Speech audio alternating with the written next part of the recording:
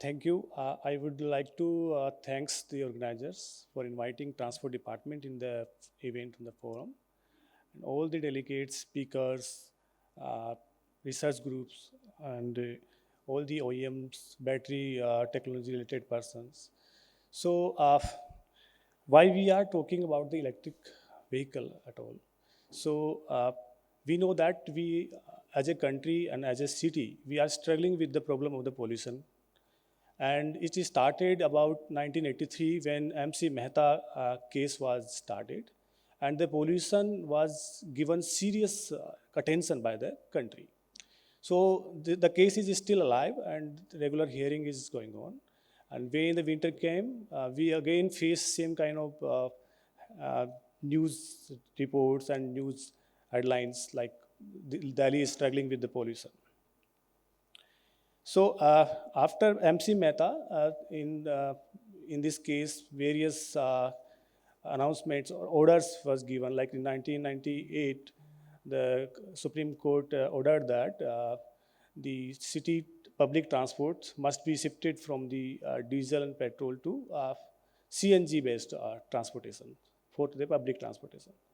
So that was a major breakthrough or model shift towards the transportation, so that we can see that after increasing, even increase of the number of the vehicle, the level of pollution went down considerably. But because city is growing and even the NCR and satellite towns are also growing very fast, so the number of vehicle overall is increasing in very big chunk. So if we see presently also, the contribution of the vehicular pollution in overall pollution is about 40%, and it is very huge. So there is a necessity, and this is going to happen, that we need to or we have to shift from the IC-based engine vehicles to the electric vehicles. And for that, uh, various serious discussions were going on in the government and the industry also. But in 2020, 7th August 2020, Delhi government published, notified the Delhi EV policy with the target of 25% of the newly registered vehicle must be EV by 2024. So at that time, we were thinking that the target is very ambitious, but till this period of implementation of 1.5 years, we can see that the contribution of the EV vehicle has risen from the mere 1% to 10.5% or 11%. So the number is very huge. So in the Delhi EV policy, the target is that we could create an ambience and environment for the electric vehicle adoption much faster, at faster rate. And in addition to the FAME 1 and FAME 2 scheme of the central government came up with the various legislative regulations and framework for the industry. Delhi government also strive to give more incentive for the shift. Like in the EV policy, we are providing subsidies on demand side basically, so that the customers or the people of the city get some support for purchase of the vehicles. So like in two-wheeler, we are giving 15,000 rupees of subsidy on the basis of the battery capacity. We have provided subsidy on the electric cars for 1,000 initially, and still we are giving subsidy on e-cart, auto, and all.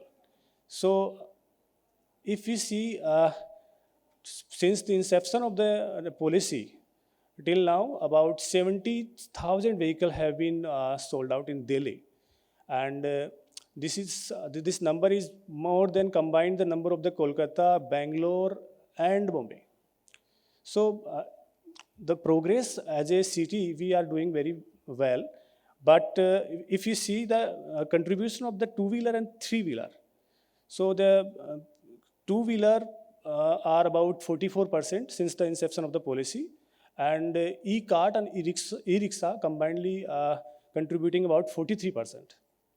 So the Two-wheeler sector and three-wheeler sector are the major driver for the shift and that creating the faith, because main obstacle or main hindrance in the adoption of the electric vehicle is the range anxiety, as we talk about it, uh, and the prices on the cost of the vehicle, and the confidence in the general population, and the awareness regarding the adoption of the EV.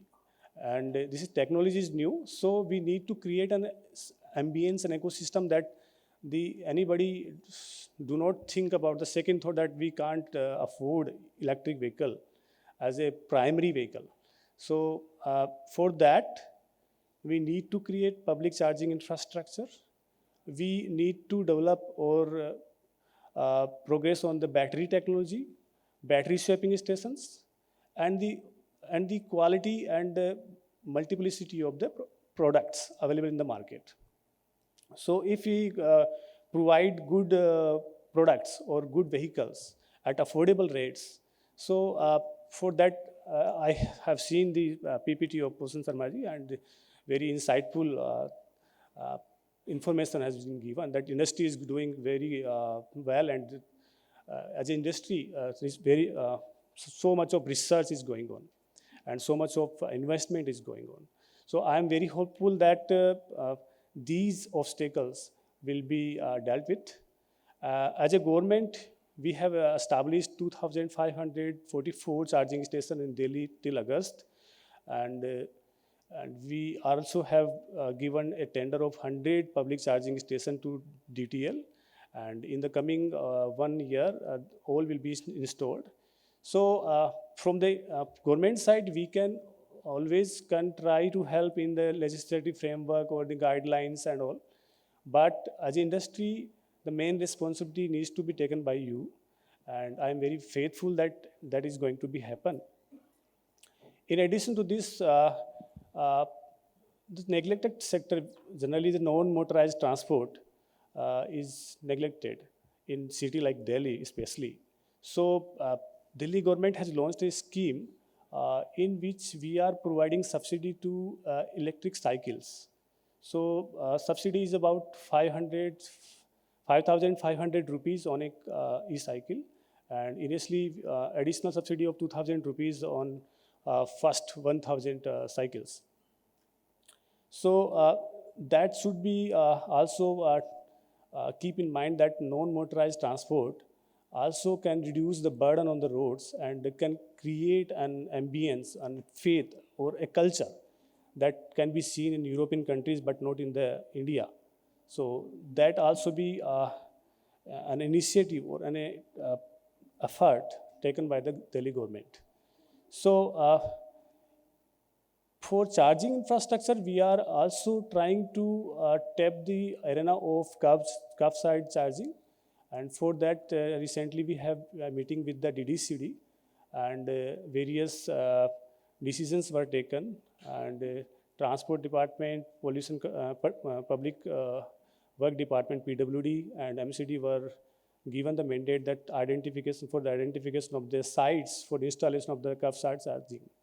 So thank you, thanks a lot for inviting me and Transport Department for the event. Thank you.